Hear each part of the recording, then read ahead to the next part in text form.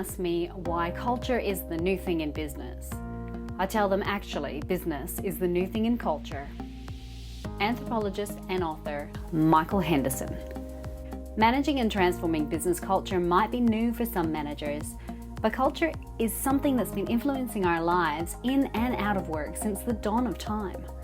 Unlike cultural anthropologists observing humans as a whole, when we talk about culture in business, it seems that we only talk about behavior and mindset of the individual. We get very emotional about our cultures, and we don't really discuss the collective or the systems that are holding our culture in place often enough. Mindset and behavior is definitely an avenue for changing culture, but it's not the only one. This conversation is of course great for bonding us against a common problem, but it's not action-oriented enough. If we keep having the same conversation about culture, then we're not going to be able to change anything. So it's time to change the conversation. Because at the moment, we discuss how our businesses make us feel, and unfortunately that tends to be where the conversation ends. We're not talking enough about what's causing that feeling. Or, if you're like many people I've worked with, you get lost in a sexy and fun conversation about mindset and behavior. I find as soon as businesses get lost in the sexy mindset conversation, they end up spinning in spot and they don't take action. Because think about it. If our culture is a result of individual mindset and behavior, what power do we have to change it? Just imagine for a moment that you are an exhausted leader. Now, for many of you, this won't be much of a stretch. You have a team of people who you are responsible for, and you feel responsible for them. You feel responsible for their actions, their outcomes, their interactions with the business. You take on the emotional and often physical pain of feedback when things go wrong. You also take on the joy when things go well, but then you beat yourself up because, you should have celebrated better. You should have rewarded more. And you also have a large workload of your own. You attend meetings all day long, quickly grab a sandwich at 3 p.m. if you're lucky, and in between your 5th and 6th meeting, you spend just that little bit extra time sitting on the toilet because it's a quiet spot where you can get some time alone. You leave the office with a bag full of papers and a laptop full of emails. You then get home and you probably cook for your family or feed your dog, and you get the soccer and gymnastics stuff organized. And after putting the kids to bed or getting off the phone to a friend in need, or maybe having a quick kiss on the cheek with your husband or wife, you land on the couch and you pull the laptop out to, quickly do a few things just before going to bed. Now, if this resonates with you, I'm not surprised, because this is how I lived my life for 8 years while working in a senior management role. It's a bloody exhausting gig. And if this is how you're spending your day, then when the hell can you actually focus on improving your culture?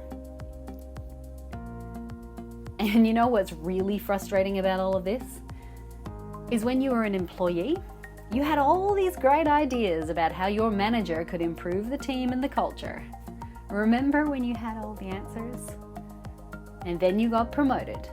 You felt excited and happy to be recognized as a leader. And then it happened. You're about 6 months in and you realize you hadn't made the impact that you thought you would. And you were tired. You'd read the books, you'd watched the TED Talks, and you'd attended the leadership training. So what's up? Why is there a disconnect between what a leader wants and what actually happens? A recent Gallup survey showed that 85% of the world's workforce is disengaged. Businesses are suffering because of poor cultures and therefore poor performance. It really is time that we all work together to stop this from happening. Too many companies are finding out why culture is so important. Big companies like Nike, Uber, Amazon, and others are feeling the effects of not managing their culture. Culture has absolutely become a big news item in recent years. But as a busy manager, to actually start creating the culture that you want, you need to get off the treadmill and you need to start making different choices about the work you do. You need to be having different conversations about culture. After playing in the culture transformation space for about 20 years now, gaining qualifications in human behavior and business, and working with various organizations to help them change their cultures, I've taken my successes, my failures, and all my learnings and put them into this book. It's actually a simple how-to guide for leaders, including exhausted leaders, to start to change their culture. My new book, Culture Inc., Create a Business That Delivers Results and People Love, contains my methodology and secrets for creating culture change within your business. It's a simple step-by-step guide to create better businesses. Through people, processes, systems, behavior, and yes, mindset, you can have the business or team environment that you actually want. In this book, I define what culture is, and I define it as the form, flow, and feel of a business. To transform your business and change your culture, you must look at the business culture in a holistic way, and this model will help you to do that. You think about it this way, the culture is like the collective subconscious of the business. Now, the same way our very clever brains map out pathways to make driving a car effortless, we map out systems and processes to make running our businesses effortless. Well, I guess that's the aim anyway. It doesn't always happen that way. You'll notice some similarities between creating change for an organization and creating change for yourself as an individual. But because of the complexities of collective change, it takes a little bit more thought, which is why I created the form, flow, and feel methodology.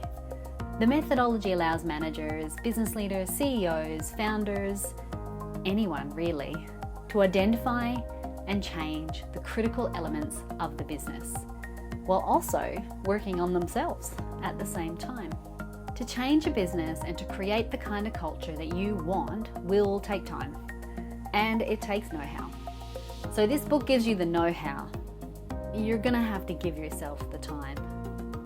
Now, transformation, it's not a simple thing. If it was a simple thing, then you wouldn't need this book, and I wouldn't spend most of my time working with business leaders on their cultures. Plus, if it was that easy, you would have done it by now. If you follow my 3F method, then you'll actually be able to create a plan which is integrated and takes deliberate action. Then you can transform your business. Because if you're not happy with your culture right now, if you're not happy with the outcomes you're getting, if you're not happy with what your customers are saying about your business, or what your people are saying about your business, or the way you feel about your business, this method will actually help you to transform your business into something that you actually really enjoy. But of course, you might be happy with your culture. You might be happy with your outcomes, which is just fantastic. Maybe you're one of those 15%, or all of your staff are part of that 15% that are actually engaged in the workplace. If so, this method will actually help you sustain it for the long term and make sure it's not just a happy accident. Many managers have said to me when I've been talking to them about culture or engagement or motivation of their teams or the problems that they might be having is, where do I start? That's the most common question I get. Where do I start? This book tells you where to start. The information in my book is not rocket science, and I got to admit, it won't win any Nobel Prizes for literature. But what it does do is take the drama out of the conversation about culture. It actually provides a place to start. Now, I really want to get this book into as many hands as possible because my mission is to help leaders to create workplaces where people feel valued and safe for being who they are. I've written this book to help me achieve that mission. And to me, it's the mission that matters. That's why I'm giving you the opportunity to get this book for free. All you have to do is pay for the postage and handling, and I will send you my book for free. It's normally $29.99, but today you're going to get it for free. And to add to that, the first 500 copies will be signed by me, and they'll come with a free bookmark and a gift worth $97. That's all for the price of postage and handling. And here's the thing, it's completely risk-free. If you truly hate this book and you feel that it's not helping you at all to create a better culture and a better business, then just let me know and I'll refund your postage and handling. And you know what? No questions asked, and you can keep the book. My name is Michelle Holland. I am the author of Culture Inc., create a business that delivers results and people love. It's a book, a method, a secret recipe to creating a better workplace for you and your business. So get yours today.